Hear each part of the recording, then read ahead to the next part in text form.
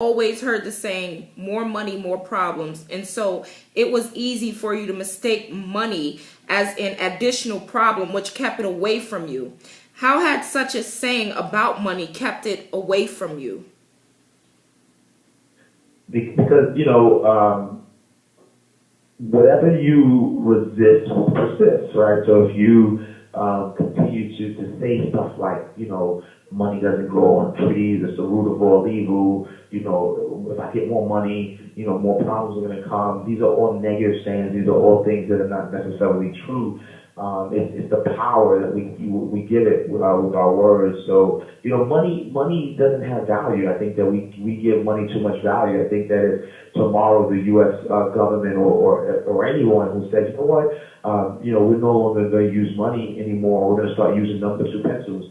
And what a dollar used to be valued at, now a number two pencil is valued at that. So now everyone would start to worship number two pencils. So it's not really the money, and it's really about the mindset, how you use the money and what you can get from the money. So having those thoughts, that the more money you have, the more problems you will get, or saying money doesn't grow on trees.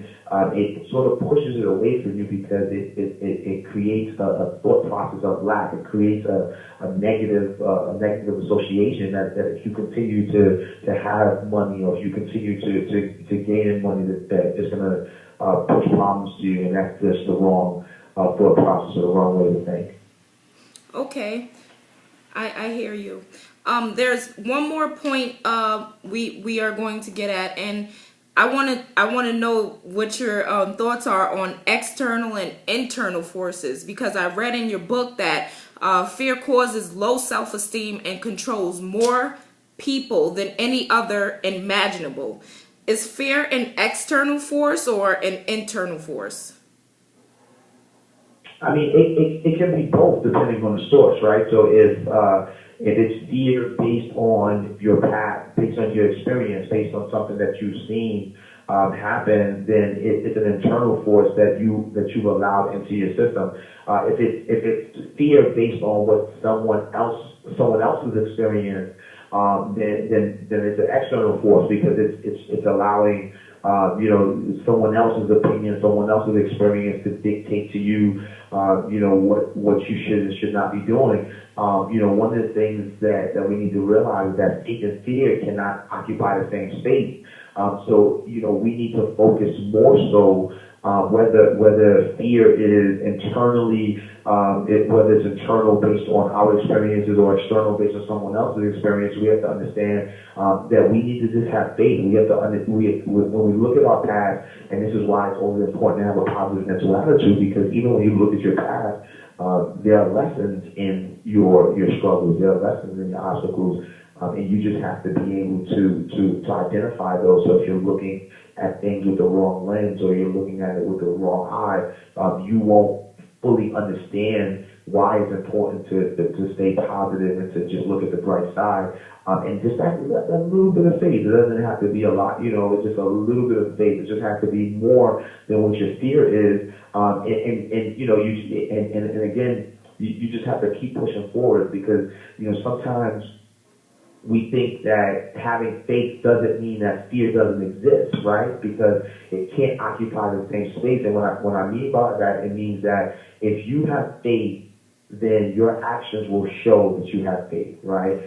It's not the absence of fear, though, because fear may be there, but the fear just can't be something that stops you from doing what you need to do to get what you need.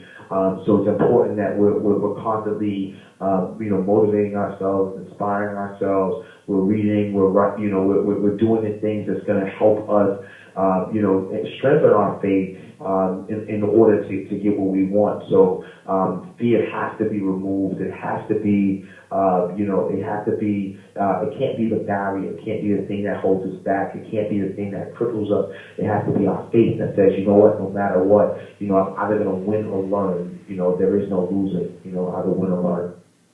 Absolutely. What, in your opinion, is the greatest example of internal and external force? I mean, internal, an internal force is really just anything that you tell yourself. It's anything that is you. It's anything that is a part of you.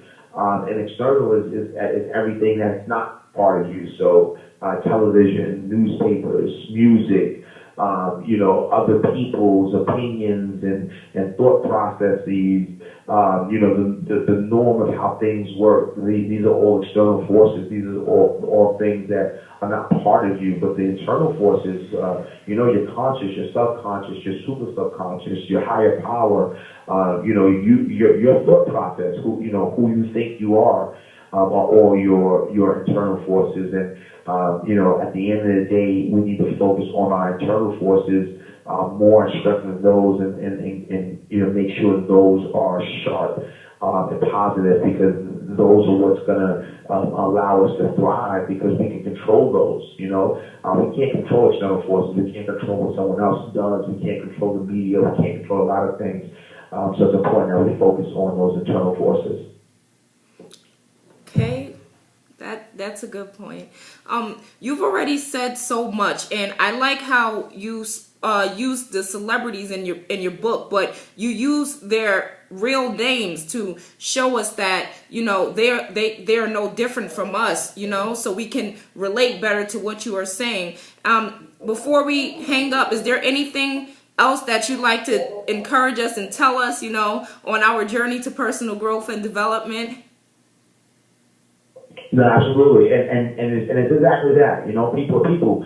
I said earlier, there is no difference between Oprah Winfrey or Jay-Z or Beyonce or President Obama or whoever we look at and say, wow, this person has done some great things in life. I think that you have to understand that people are people, the same ways that they can put it out to the universe that they want a certain thing to happen is the same way we can do it.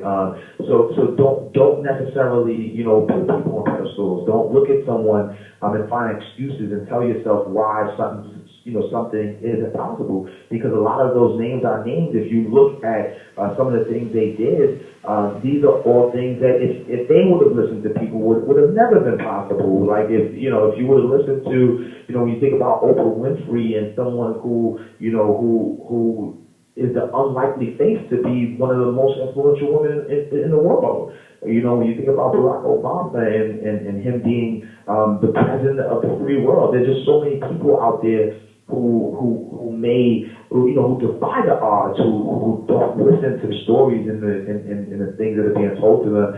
So just believe in you, but understand that people are people. Understand that you have the same power as everyone else. Whatever you want to do in this world, you just got to stay focused. You have to have that belief system and know it's possible, and then just continue to work every single day. Because you can't. The biggest mistake that happens when people think about the law of attraction, they think it's all about thinking. Because it's think positive. I'm definitely not one of those guys that's just saying, stay positive, think positive, and you will change. No, nothing will change if you don't. Yes, you have to have a positive mental attitude, but it doesn't stop just stop at the thought. You have to actually. Action is what's going to change the circumstance. Act is going to get you from point A to point B. So you have to take action. And your thought process is going to determine what action that you take. So you just got to make sure that you're always doing something every single day that's going to take you to the next level. Okay. Thank you for that, Mr. Ashcash. It was a pleasure speaking with you guys. Go and download your free copy of Mind Right,